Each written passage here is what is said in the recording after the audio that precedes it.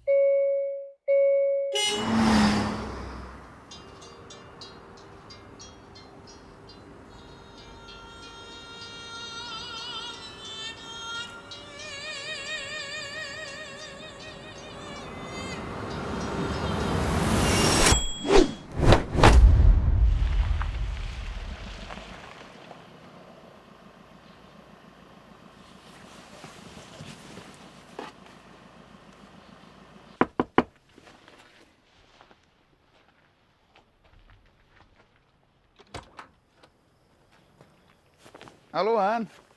Patrick, hva skjer her?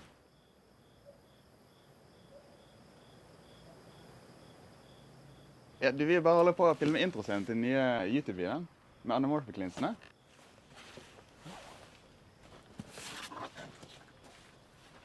Kutt! Kjempebra, kjempebra. Bank litt grann bedre. Fantastisk. Skal vi ta ett egg til, gutter? Anders, jeg synes du jobber helt perfekt. Vi tar ett egg til.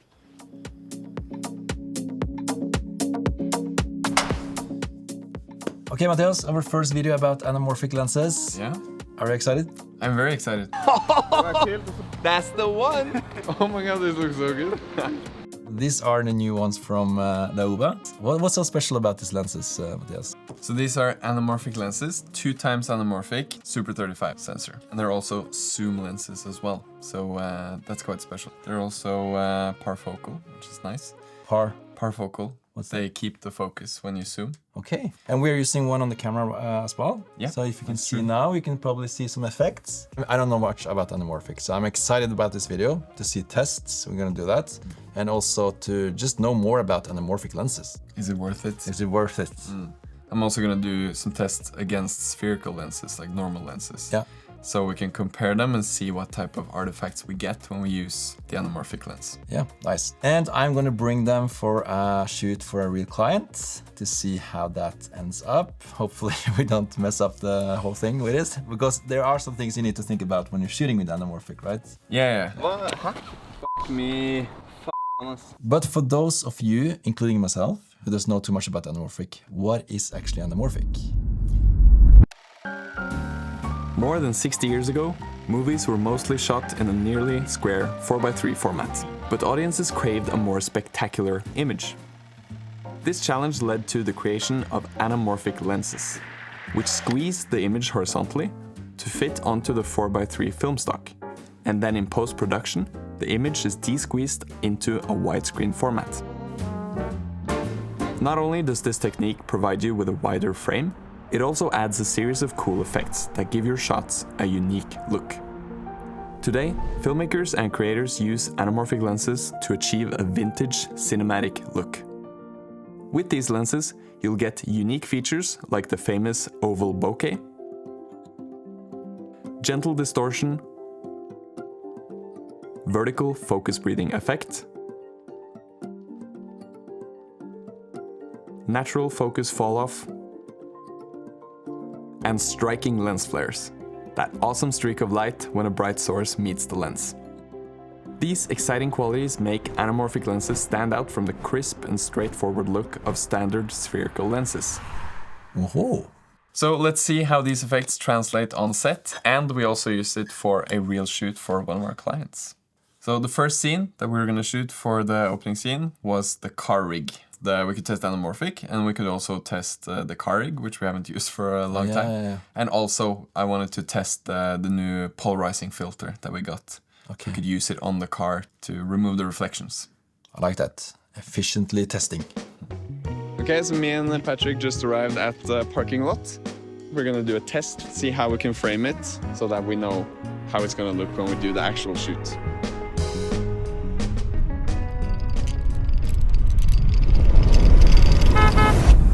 Okay, so we ran into some problems. It was quite shaky, so we're gonna try to lower the center of mass. Still probably gonna shake a little bit, but hopefully it's gonna be a little more rigid and the footage is gonna look a little bit better.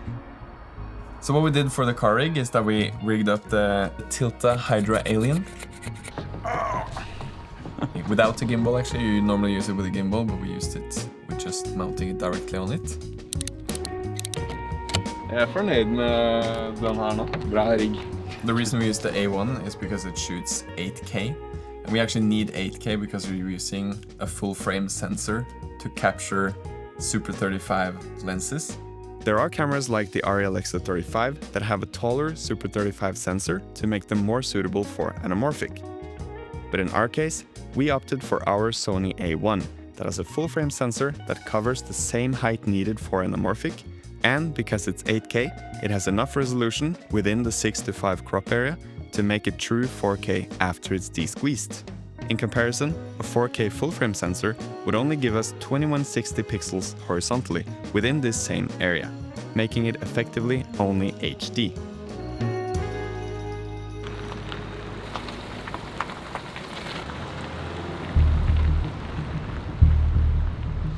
We tried having a light in front. It looked really fake, it looked very lit up. So I ended up just holding the light While we're sitting on there. the side. Yeah. And it actually kind of looks natural. It feels like it could be the little light in the ceiling of the car that was on. It's not like it's an insane amount of artifacts. I feel like it's surprisingly sharp, actually.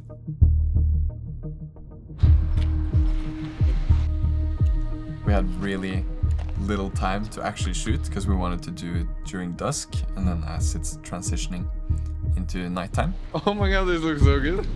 Look at him smiling. It needed to be basically more moody. Det fortsatt litt lyst.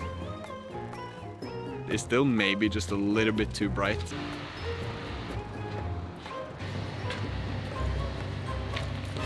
Det ikke så verst. Men det fortsatt liksom litt lyst.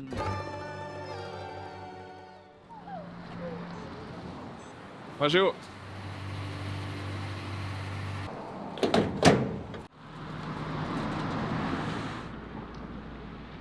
This is a cool shot.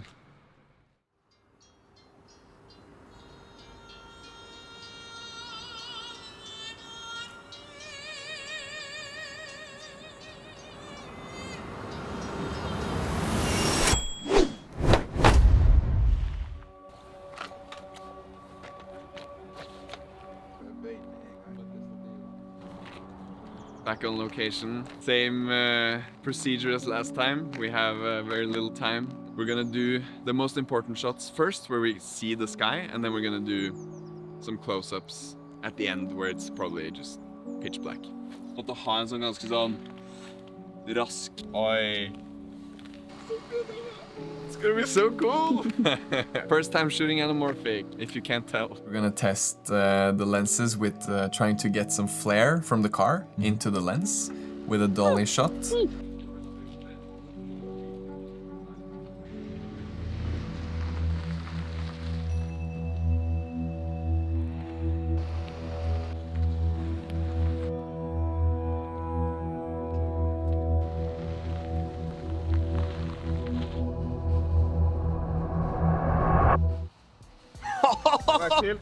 Ja, derfor. Ja. That's the one!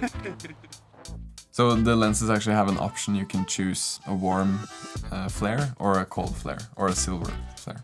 So this is the golden flare, which you can see. On to the next. And we also brought some easy lighting equipment. We brought the Nanlite Pavo Slim, and we're gonna use that on V-mount. And then we had a few tubes that we were gonna use as well to fill in. Boom. Det ganske sterkt da. Kommer ikke til å trenge noe mer enn det der. But on set, we realized that the V-mounts, they didn't give enough power to the Pavo Slim, so it kept turning off. So basically lost our main light source on the set, and it was getting really dark. Emma, this is not what I wanted. But yeah, the tube that was supposed to be the fill light became the main light. Okay. We only had that for like 2 hours, so... But then you found the Annex toolkit and it saved the whole production, right? Yeah, we actually had extra light in the toolkit.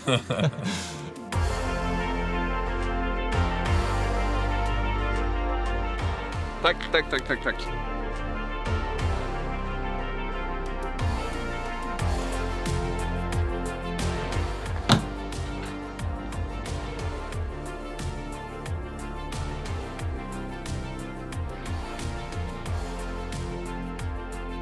I love these lens flares when he's pulling up the flashlight. Very characteristic of Anamorphic. Ja, det ser kjempebra ut.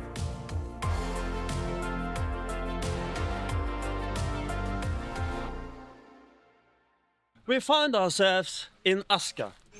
A beautiful town in Norway, not far away from Oslo. This is my friend Matthias. En total da, hvor vi ser crewet, og vi går liksom ut av filmen. It's automatic dolly, you just let it go and then gravity does the rest. So this is Marius. He's from close by, helping today. You have a voice that reminds me of a TV host from Norway. So if any of you Norwegians have heard that voice before on TV, please send me a message or comment below the name. I've been looking for it for so long, like from TV commercials. Maybe it is him. He's just not telling. Yeah, maybe I forgot.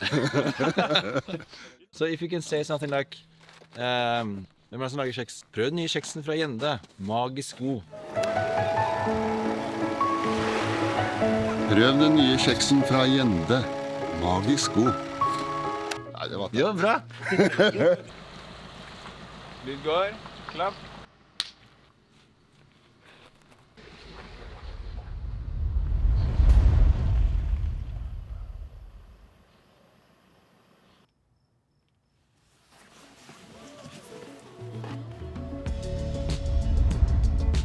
Takk, perfekt. Vi har den. Det står så nærme som mulig. Der ja. What was your first thoughts about the images?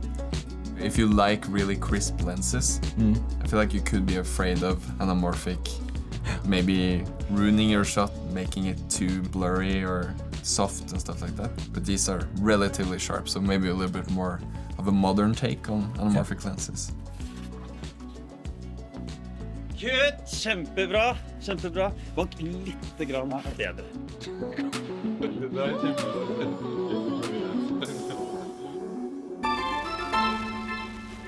Okay, Anders, so I've shot some different scenes. Shot the same shot twice with 2 different lenses. One is anamorphic, one is not. Okay. The question is, can you spot which one is anamorphic? After learning about this, I should know now. Yeah. Let's see.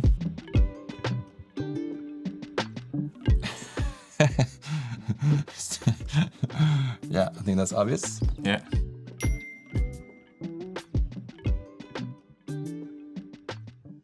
Not now. I don't even need to see the other shot. Yeah, it definitely is to see in the foreground now.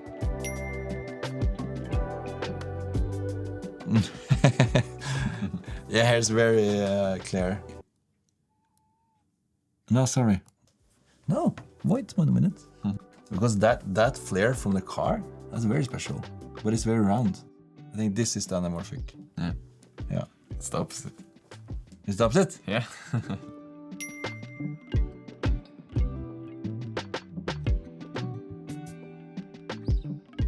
when you pull focus here, when you speed it up, you can see it's changing the vertical. Has some focus breathing. Yeah. Yeah, this looks very sharp. You can see in the text. So I guess the first one. Yeah.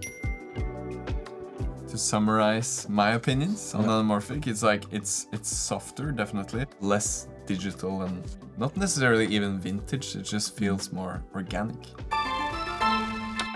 For those of you who doesn't know about us, we are a production company, and we got a little task from a client to film something, and I thought, let's bring these lenses to that shoot, and hopefully the client likes the look.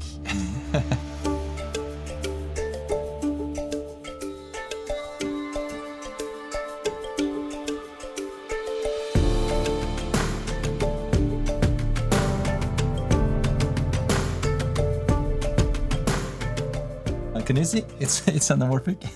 I'm not sure I would be able to guess it without knowing, actually, to be honest. It was far away from sci-fi or anything fictional, so we didn't want to make it over the top. And the client was super happy afterwards. I don't know if you see here. Yeah, here I can tell. I actually got more excited about anamorphic. You're convinced? Yeah, I'm convinced that this is something you should use for certain types of films and videos where you want this look. Are you gonna use it more? Yeah, definitely. I'm gonna use it more. Yeah. It's a really nice lens and it has that organic look. I'm really loving the non digital feel they have. Maybe for me, it would actually be that it could be even softer around the edges and the top and bottom especially. Yeah. I feel like it could have that even more of that, a little bit of a anamorphic feel to it. Yeah. Does that make sense? Yeah. But I think for us as a production company, it's good it's not too much. Because then... Safer for commercial It's use. a bit safer, I would say. And what do you think about the build quality and stuff? Like you've been using it now on the car rig and you've been using it... Yeah, it feels sturdy. We definitely need, we always have a lens support for it because it's quite heavy. Also, if you want to test your anamorphic skills, or if you can see, there's actually one, or technically, the behind the scenes doesn't count, but there's one shot in the opening scene that's not anamorphic, so you can test your knowledge there to see if you can spot which shot it is. So rewind, see the video over again. Also makes us make the video more popular on YouTube. If you're new to this channel, we make a lot of videos like this, like showing products in use, showing the final result, using it for reproductions. So subscribe if you like that kind of content. And also, we're having a film course in Norway in June for you guys. We are now 11 participants. We need some more. So if you want to join, go into anax.com and check out the workshop there, the information, send us an email. We might bring the anamorphic lenses to that workshop so you can test them out yourself. Okay? So what do we say in Norway, Mathias, when we are done? Ha det bra. Ha det bra? Yeah? Ha det bra.